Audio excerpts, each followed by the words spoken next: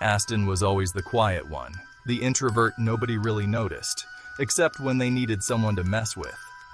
His so-called friends didn't really care about him. So when they invited him to a party, Aston had no illusions.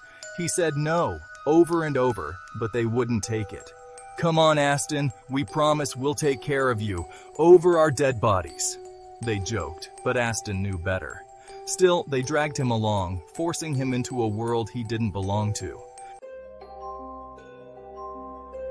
The party was a blur of loud music, laughter, and cruelty. Aston became their easy target, shoved from one person to another, drinks forced into his hands. He didn't drink before, but tonight he had no choice. They laughed as he stumbled, slurring his words and swaying from the alcohol. In the chaos, someone pushed him too hard. He hit his head hard. They just laughed it off, and Aston, trying to save face, pretended he was fine, though the room spun around him, darker than it should have been. As the night wore on, Aston became dangerously intoxicated. His head throbbed with pain from the injury, but no one noticed. They were too busy mocking him. When he finally passed out, they decided it was time to get rid of him. Their entertainment for the night now just an inconvenience. They dragged him to the car, whispering among themselves about who would explain to Aston's parents, or if they could just leave him outside his place. Aston was barely conscious, feeling the weight of death creeping closer, but his so-called friends didn't notice. On the way, he slipped away, his pulse fading into nothing. They panicked when they realized he was dead, fear gripping them tighter than any hangover would. In their panic, they dumped his lifeless body into a forest on the side of a deserted road and fled, hoping no one would ever find out. But Aston's soul lingered. He had been humiliated, betrayed, and now he was filled with something new, rage.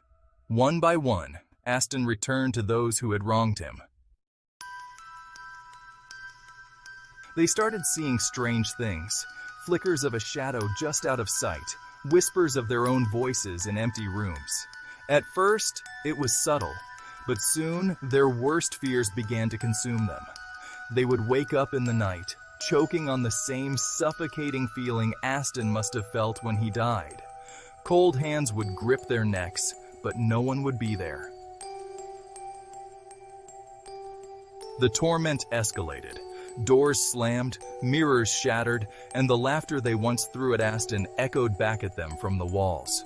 They could see him for just a second, Aston's ghostly figure, his face pale, his eyes cold. He would whisper to them, "Over your dead bodies," before disappearing into the shadows.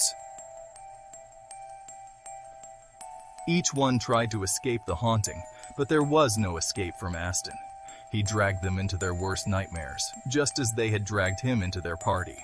Their deaths came slow and terrifying, their bodies found in the same positions they had left him, discarded, broken, lifeless. In the end, Aston claimed the promise they made, and their dead bodies became the price for their betrayal. Like and follow here and there for more ghostly stories.